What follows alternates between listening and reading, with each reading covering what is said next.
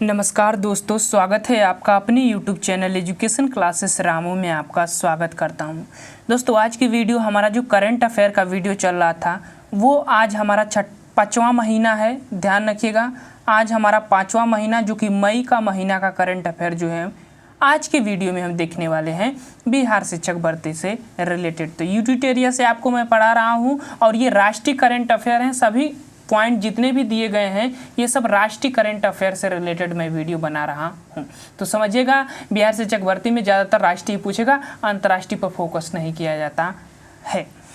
तो और आपको सभी नोट्स पीडीएफ चाहिए तो हमारे टेलीग्राम से जुड़ जाइएगा। लिंक इस वीडियो के डिस्क्रिप्शन में या एजुकेशन क्लासेस रामू के नाम से टेलीग्राम पर सर्च करिएगा, हमारा टेलीग्राम चैनल मिल जाएगा। वहाँ पर आपको फ्री में सभी नोट्स जो है पीडीएफ उपलब्ध कराए जाते हैं। ये भी जो 6वें महीने का सारे पीडीएफ जो है इसका भी आपको हम टेलीग्राम पर एक ही बार शेयर कर दूंगा। तो जैसे हमारा टॉपिक पूरा हो जाएगा सब शेयर कर दूंगा अपने टेलीग्राम पर। तो चलिए, आज का हम देखने वाले हैं करंट अफेयर से रिलेटेड मई महीने का करंट अफेयर जो कि काफ़ी महत्वपूर्ण है। वीडियो को देखिएगा। चलिए, पहला पॉइंट है कि केंद्रीय कृषि मंत्री नरेंद्र सिंह तोमर ने नई दिल्ली में अपनी तरह के पहले मिलेट्स एक्सपीरियंस सेंटर का उद्घाटन किया। इसका उद्देश्य है कि आम जनता के बीच मिलेट्स उत्पादन के लिए जागरूकता बढ़ाना है। अगला पॉइंट है कि भारतीय सेना ने पहली बार 5 महिला अधिकारियों को आर्टिलरी रेजिमेंट यानी तोपखाना रेजिमेंट में शामिल किया है, पहली बार। तो ध्यान रखिएगा, आर्टिलरी रेजिमेंट में जो है पहली बार सम्मिलित किया गया है। कितनी? 5 महिलाओं को। आगे चलते हैं। भारत और बांग्लादेश के बीच व्यापार को बढ़ावा देने के लिए केंद्रीय मंत्री नित्यानंद राय ने मेघालय में जयतिया हिल्स में दावकी भूमि बंदरगाह का उद्घाटन किया है। आगे चलते हैं। रक्षा मंत्री राजनाथ सिंह ने चंडीगढ़ में भारत के पहले वायुसेना हेरिटेज सेंटर का उद्घाटन किया। इस हेरिटेज सेंटर में विभिन्न युद्धों में वायुसेना की भूमिका को दर्शाया गया है कि कहाँ कहाँ पर वायुसेना अपना प्रदर्शन किया है, उस चीज़ को यहाँ पर दर्शाया गया है। चंडीगढ़ में स्थापित किया गया जा रहा है, तो ध्यान रखिएगा। अगला पॉइंट है कि केंद्रीय पोत परिवहन एवं जल मार्ग मंत्री सर्बानंद सोनोवाल ने जीरो कार्बन उत्सर्जन के लक्ष्य को पाने के लिए हरित सागर का शुभारंभ किया है। एक योजना है, इसका उद्देश्य बंदरगाहों के विकास एवं संचालन में इकोसिस्टम को बढ़ावा दिया जाएगा। जो पारिस्थितिक तंत्र होता है उसको बढ़ावा देने के लिए लागू किया गया है, ये योजना लाई गई है। केंद्रीय स्वास्थ्य एवं परिवहन कल्याण मंत्री ने लर्निंग मैनेजमेंट इंफॉर्मेशन सिस्टम यानी सक्षम लॉन्च किया है। इसका उद्देश्य है कि भारत में सभी स्वास्थ्य पेशेवरों को चिकित्सा प्रशिक्षण प्रदान करना है। आगे चलते हैं। तेलंगाना सरकार ने स्टेट रोबोटिक्स फ्रेमवर्क नामक नई नीति शुरू की है। इसका उद्देश्य है कि राज्य को भारत में रोबोटिक्स के क्षेत्र में अग्रणी राज्य के रूप में स्थापित करना है। तमिलनाडु सरकार का ये लक्ष्य है। आगे चलते हैं। तेलंगाना के मुख्यमंत्री चंद्रशेखर राव ने हैदराबाद में हरे कृष्णा हेरिटेज टावर की आधारशिला रखी। इसमें राधा कृष्ण और स्वामी वेंकटेश के मंदिर होंगे, वेंकटेश्वर के मंदिर होंगे। आगे चलते हैं। भारत में पहली बार नई दिल्ली में शंघाई सहयोग संगठन SCO स्टार्टअप फोरम का आयोजन किया गया। कहाँ पर? तो नई दिल्ली में। इसका उद्देश्य है कि इस SCO सदस्य देशों के बीच स्टार्टअप, रोजगार सृजन, नवाचार आदि को बढ़ावा देना है, SCO देशों के बीच। आगे चलते हैं। अगला पॉइंट है कि केंद्रीय शिक्षा मंत्री के तहत लाल बहादुर शास्त्री अंतर्राष्ट्रीय हवाई अड्डा जो वाराणसी में है, ध्यान रखिएगा, पूछता है ज़्यादातर। लाल बहादुर शास्त्री अंतर्राष्ट्रीय हवाई अड्डा जो कि वाराणसी में है पर भारत का पहली रीडिंग लाउंज लगाया गया है। यह विभिन्न भाषाओं में पुस्तकों का संग्रह है। इसका उद्देश्य लोगों में किताब पढ़ने की आदतों को विकसित करना है। अगला पॉइंट है कि MIT वर्ल्ड पीस यूनिवर्सिटी में पुणे में एशिया की पहली सबसी रिसर्च लैब का निर्माण किया गया है। इसका उद्देश्य पेट्रोलियम और गैस उद्योगों के लिए कर्मचारियों को प्रशिक्षण प्रदान करना है। प्रधानमंत्री नरेंद्र मोदी ने नई दिल्ली में प्रगति मैदान में अंतर्राष्ट्रीय संग्रहालय प्रदर्शनी 2023 का उद्घाटन किया। इसके तहत विभिन्न कालखंडों के सांस्कृतिक एवं ऐतिहासिक धरोहरों को संरक्षित किया जाएगा। अगला पॉइंट है कि 16 मई 2023 को तमिलनाडु में भारत के सबसे बड़े स्काई वॉक ब्रिज में से एक का उद्घाटन मुख्यमंत्री M.K. स्टालिन ने किया। यह पुल 570 मीटर लंबा है जो माबलम रेलवे स्टेशन को टी नगर बस टर्मिनल से जोड़ने का कार्य करेगा। तो ध्यान रखिएगा। आगे चलते हैं। मध्य प्रदेश की राजधानी भोपाल सतत विकास लक्ष्यों के स्थानीयकरण को अपनाने वाला भारत का पहला शहर बन गया है। इम्पोर्टेंट है, पहला शहर बना है भोपाल सतत विकास लक्ष्यों को स्थानीयकरण को अपनाने वाला। भोपाल में शैक्षिक स्थानीय समीक्षा प्रक्रिया को लागू किया गया है जो SDG के प्रगति की जाँच करेगा। आगे चलते हैं। केंद्रीय पर्यावरण एवं वन एवं जलवायु परिवर्तन मंत्री भूपेंद्र यादव ने भारतीय वानिकी अनुसंधान एवं शिक्षा परिषद देहरादून में सतत भूमि प्रबंधन के लिए उत्कृष्ट केंद्र का उद्घाटन किया है। आगे चलते हैं। भारतीय प्रौद्योगिकी संस्थान मद्रास ने भारत और इजराइल जल प्रौद्योगिकी केंद्र स्थापित करने के लिए इजराइल के साथ साझेदारी की है। इसका उद्देश्य भारत में जल संसाधन प्रबंधन में चुनौतियों का समाधान करना है। तो काफ़ी दिक्कतें होती हैं भारत के जल से रिलेटेड, जो कि जल संसाधन से रिलेटेड, तो इजराइल के साथ इससे साझेदारी का समझौता किया गया है ताकि ये समस्याओं को सुलझाया जा सके। NEP सारथी कार्यक्रम UGC ने राष्ट्रीय शिक्षा नीति NEP 2020 के बेहतर क्रियान्वयन के लिए छात्रों को शामिल करने के लिए इस कार्यक्रम की शुरुआत की है। इसके तहत शिक्षा के क्षेत्र में छात्रों को एम्बेसडर चुना जाएगा। तो छात्रों को एम्बेसडर चुना जाएगा। UGC के राष्ट्रीय शिक्षा नीति में ये कहा गया है। अगला पॉइंट है कि हाल ही में हिमाचल प्रदेश के मुख्यमंत्री सुखविंदर सिंह सुक्खू ने राज्य में हरित हाइड्रोजन के उत्पादन को बढ़ावा देने के लिए ग्रीन हाइड्रोजन नीति तैयार करने की घोषणा की है। अगला पॉइंट है कि राष्ट्रीय बाघ संरक्षण प्राधिकरण ने चीता प्रोजेक्ट की देखरेख के लिए 11 सदस्यीय चीता परियोजना संचालित समिति का गठन किया है। इस समिति के अध्यक्ष राजेश गोपाल नियुक्त किए गए हैं। आगे चलते हैं। महाराष्ट्र सरकार ने स्वच्छ मुख्य अभियान के लिए क्रिकेटर सचिन तेंदुलकर को स्माइल एम्बेसडर चुना है। कौन? महाराष्ट्र सरकार ने।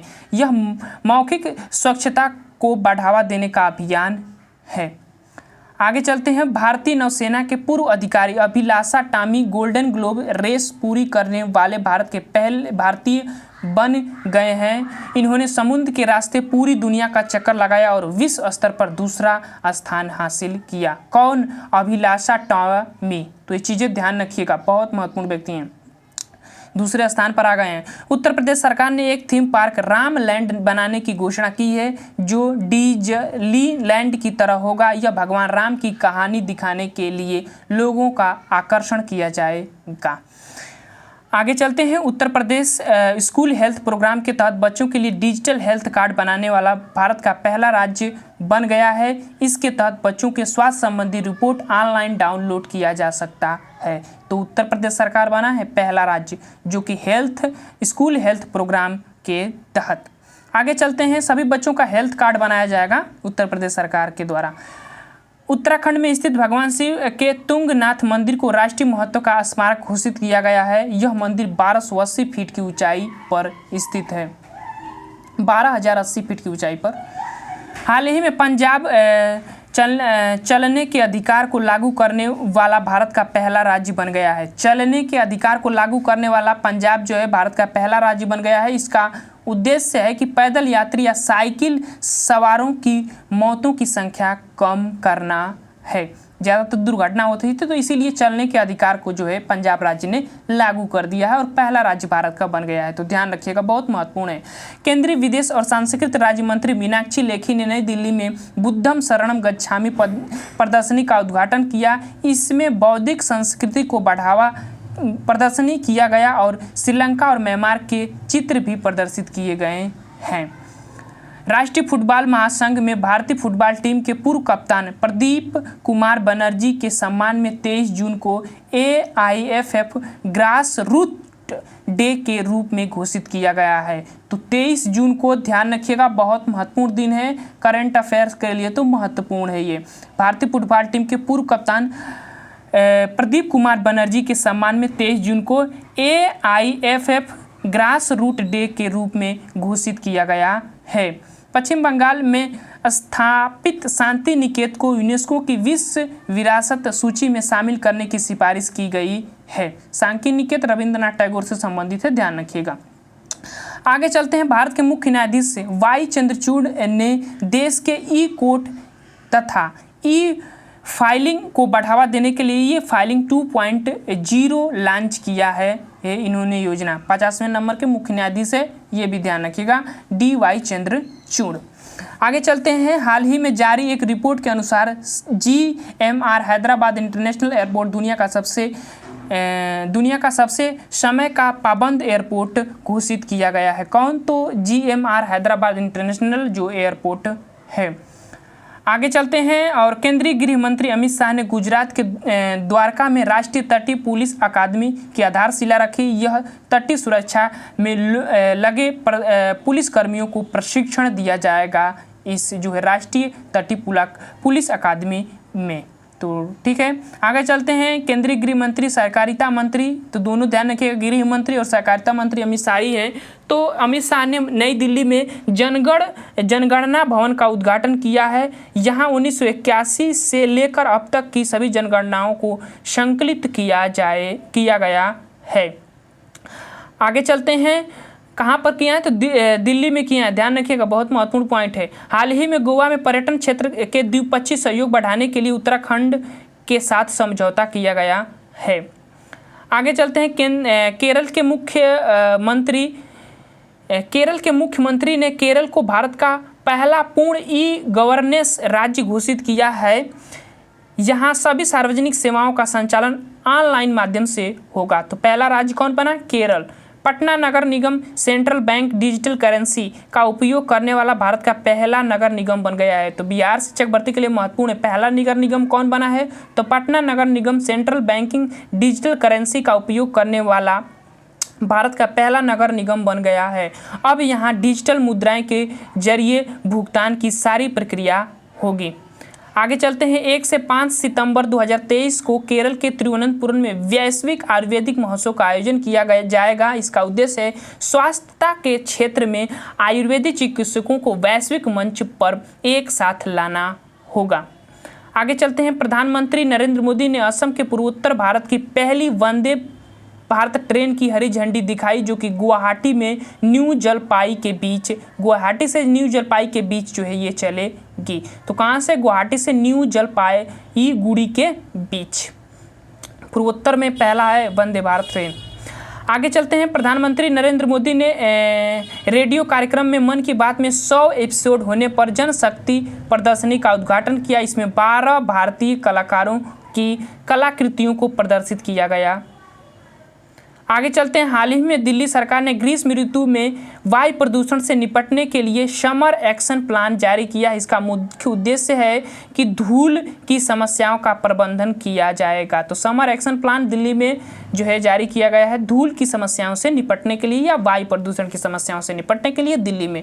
भारत को पेट्रोकेमिकल के क्षेत्र में आत्मनिर्भर बनाने के लिए महाराष्ट्र ने रत्नागिरी जिले में दुनिया का सबसे बड़ा रिफाइनरी कॉम्प्लेक्स बनाया जाएगा। कहाँ पर? रत्नागिरी में, ध्यान रखिएगा, महाराष्ट्र के रत्नागिरी में। स्वच्छ भारत मिशन के तहत केरल का वायनाड जिला भारत का पहला ODF प्लस जिला बन गया है। तो पहला जिला कौन बना है? ODS प्लस जिला केरल का वायनाड। रेल मंत्रालय द्वारा जनता की शक्तियों को त्वरित निवारण के लिए रेल वार रूम की स्थापना की गई है। यहाँ जनता की शिकायतें प्रदर्शनी किया जाएगी तथा कड़ी निगरानी की जाएगी। आगे चलते हैं। हाल ही में यमुना प्राधिकरण भारत की पहली पाड टैक्सी परियोजना को मंजूरी दी है। यह टैक्सी सड़क के अलग एक ट्रैक पर चलेगी तथा बिजली द्वारा संचालित होगी। तो यमुना प्राधिकरण, तो ध्यान रखिएगा। आगे चलते हैं। भारतीय पुरातत्व सर्वेक्षण ने उड़ीसा में स्थित कपिलेश्वर मंदिर को संरक्षित स्मारकों की सूची में जोड़ने का निर्णय किया है। तो कौन? भारतीय पुरातत्विक सर्वेक्षण ने। कौन से मंदिर? कपिलेश्वर मंदिर को। आगे चलते हैं। हाल ही में उत्तर प्रदेश राज्य में 5G तकनीकी को बढ़ावा देने के लिए युवाओं को इसके बारे में प्रशिक्षित करने के लिए 5G technology tele training programme शुरू किया गया है उत्तर प्रदेश सरकार के द्वारा। गाजियाबाद अलीगढ़ एक्सप्रेसवे पर NHAI के बिटुमिन कंक्रीट का उपयोग कर 100 घंटे में 100 किलोमीटर सड़क का निर्माण कर महत्वपूर्ण उपलब्धि हासिल किया है। आगे चलते हैं और अगला हमारा पॉइंट है कि UDAN 5.1 नागरिक उड्डयन मंत्रालय ने देश के दूर दराज क्षेत्रों में हेलीकॉप्टरों के माध्यम से कनेक्टिविटी बढ़ाने के लिए इसकी शुरुआत किया गया है। प्रोजेक्ट स्मार्ट आवास एवं शहरी मामले मंत्रालय द्वारा रेल मंत्रालय ने मुंबई और अहमदाबाद हाई स्पीड रेलवे स्टेशनों के आसपास के क्षेत्र को विकसित करने के लिए प्रोजेक्ट स्मार्ट की जो है शुरुआत की है। इसके द्वारा इनके लिए उन्होंने जापान इंटरनेशनल कोऑपरेशन एजेंसी के साथ समझौता किया है। आगे चलते हैं। माइक्रोसॉफ्ट ने देश के ग्रामीण क्षेत्र में बहुभाषी AI चैट बाट जुगलबंदी लॉन्च की है। यह विभिन्न भाषाओं में लोगों को सरकारी योजनाओं से अवगत कराएगा। कौन लॉन्च किया गया है? तो जुगलबंदी लॉन्च किया गया है, एक चैट बॉक्स है। आगे चलते हैं। भारतीय माला परियोजना के तहत असम के जोगीघोपा में भारत का पहला अंतर्राष्ट्रीय मल्टी मॉडल लॉजिस्टिक पार्क बनाया जा रहा है। कहाँ पर? जोगीघोपा। जोगीघोपा ध्यान रखिएगा असम में है और ये पहला अंतर्राष्ट्रीय मल्टी मॉडल लॉजिस्टिक पार्क जो है बनाया जा रहा है। इसका उद्देश्य है कि भारत के पड़ोसी देशों के साथ व्यापार को बढ़ावा देना है। अगला पॉइंट है कि मुख्यमंत्री तीर्थ दर्शन योजना के तहत बुजुर्गों को हवाई मार्ग के जरिए तीर्थ यात्रा पर भेजने वाला मध्य प्रदेश भारत का पहला राज्य बन गया है। तो ध्यान रखिएगा, मुख्यमंत्री तीर्थ दर्शन योजना के तहत कौन लॉन्च किया? तो मध्य प्रदेश सरकार ने। तो ये थे हमारे मई के करंट अफेयर जो कि मैंने आपको करा दिया। अब 1 महीना बचा है जून का करंट अफेयर जो कि हम अगले वीडियो में लेकर आ जाएंगे। चलिए आज के लिए इतना ही। Thank you.